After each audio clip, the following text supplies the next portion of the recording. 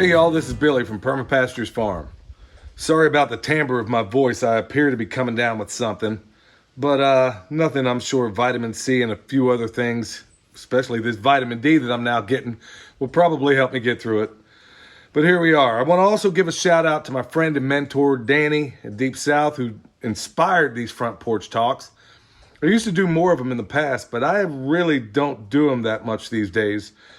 For a variety of reasons, one of which being really two primary reasons.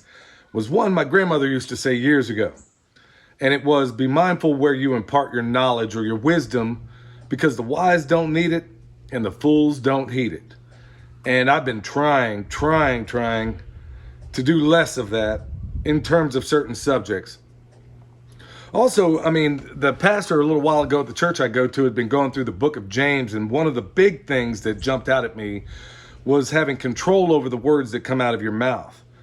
And sometimes I'm not very good at that, especially with the people I love most. And a lot of you out there could probably relate to that. We tend to take advantage in terms of our communication the most and spend as little time figuring out the best ways to say things around the people we love. And I've been working on that too. And I've also been trying to work on it in this platform as well. But I got to say, as of late, it's been a real struggle in terms of holding back exactly what I have in here. And to a certain extent, really, doing these videos has been it's been very cathartic for me in the past, because I get it out and then I feel like, okay, I'm good for a while. But I've been kind of holding it in for a long time, and the people around me have been hearing a lot of what I say.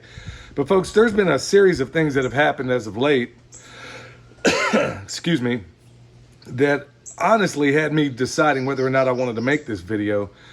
And I've decided I'd go ahead and do it. And I'll try to govern my tongue as best I can.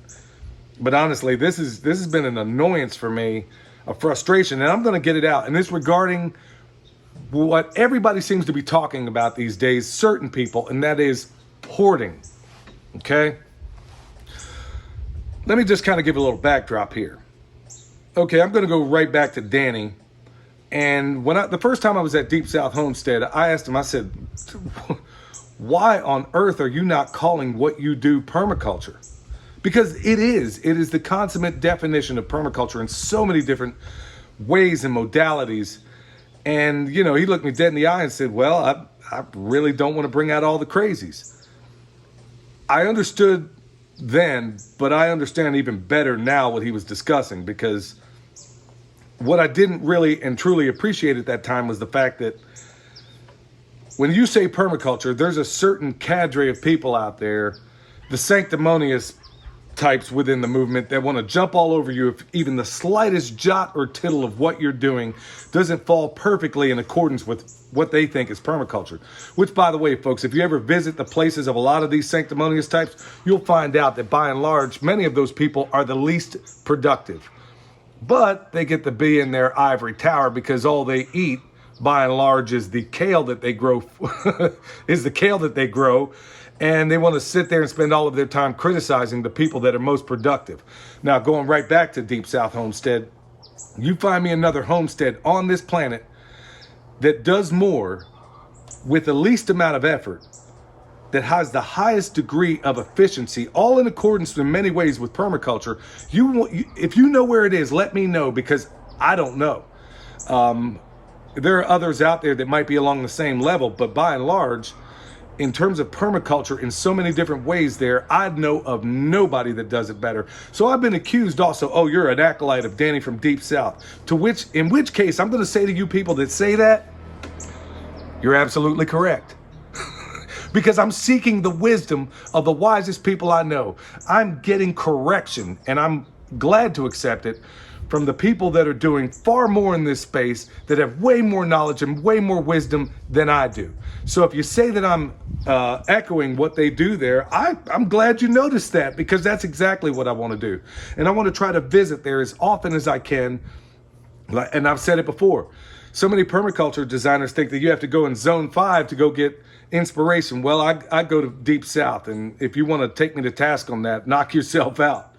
Maybe you should take a few cues from them also. So going back to the hoarding, Sorry, I didn't mean to get sideways there, but as of late, these same sanctimonious permaculture people, and I had something of a disagreement with one of them out there in the Pacific Northwest, I'll put it that way.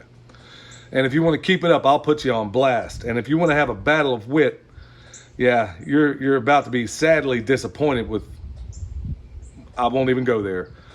Point being is, in this conversation, from their ivory tower, they're telling you, oh, you shouldn't be a hoarder. All of you hoarders are the sources of the problem. And it's not just this person, it's a number of others as well. And then I ask, okay, so how do you define hoarding? What is that to you? And then by and large, every time you ask one of these sanctimonious permaculture types, what you'll find it, just go ahead and look at every mainstream source out there that is talking about hoarding. And I guarantee you that they lack so little intellectual integrity that they will almost word for word cite what they heard them say. They're what Gerald Salente calls papagallo, which in Italian, as I understand it, means parrot. And that's exactly what I'm seeing. So they want to be critical about you and I for feeling the need to prepare. But they have no criticism at all for the government or corporations when they do it. So you and I, when we, like the sons of Issachar, see the signs of the time and decide to put things back, or maybe just do it because it's our way of life, as it is for me. When you and I do it, we're called hoarders. But in the words of Mike Adams, the health ranger, a lot of wisdom there too, it's called hedging when you do it as a government or a corporation. So what's the difference? So if a corporation does it, it's completely okay. You offer no criticism to them. But you do when somebody like me, or let's just say, what do you call it when, okay, you can see behind me the leaves are falling. It's fall, cold fall, but it's fall nonetheless. And here it is nearing into winter.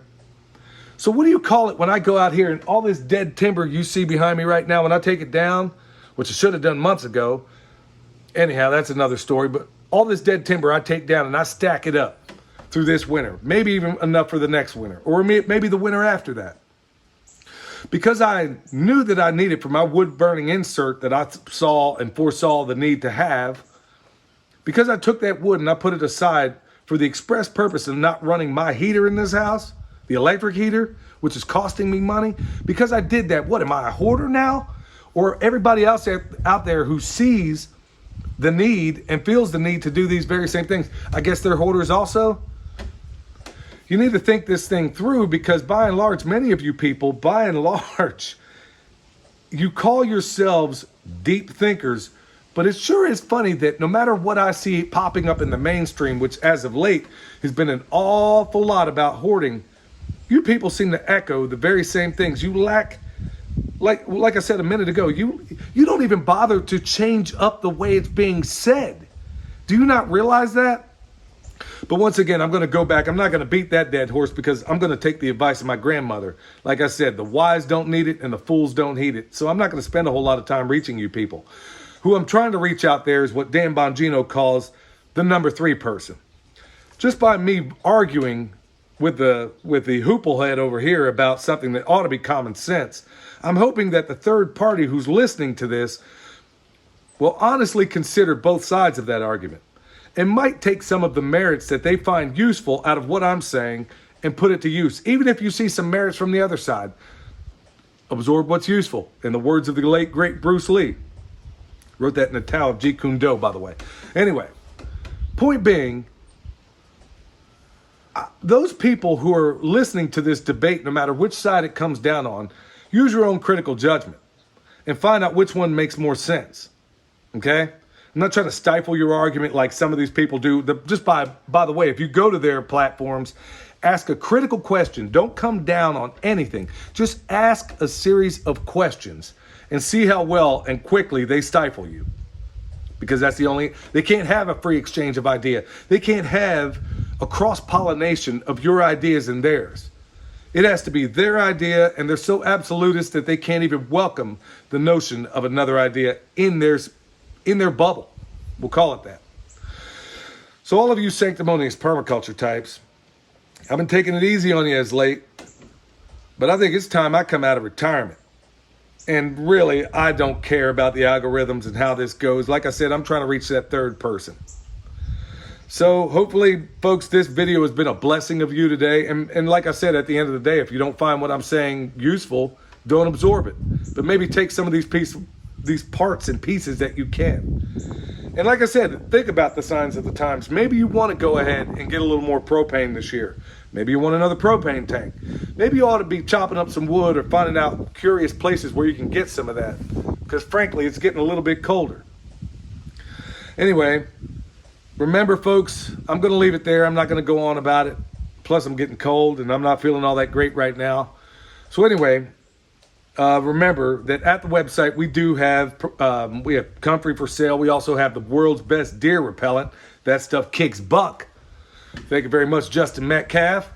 And also, folks, we have Permaculture Design. If you need a consultation, William's exceptional at that sort of thing. Also, check us out on Patreon because we do a lot of cool stuff over there. We're going to be doing this bacon, this thing about how to cure your bacon over there. Things that you'll never see in some of these sanctimonious permaculture sites, okay? So I guess I beat you up today enough, folks. And if you keep it up and if you keep breaking chops about this, I'm gonna spend more time on you. So folks, until next time, this is Billy from Pastures Farm, where permaculture is my passion. We'll see y'all next time.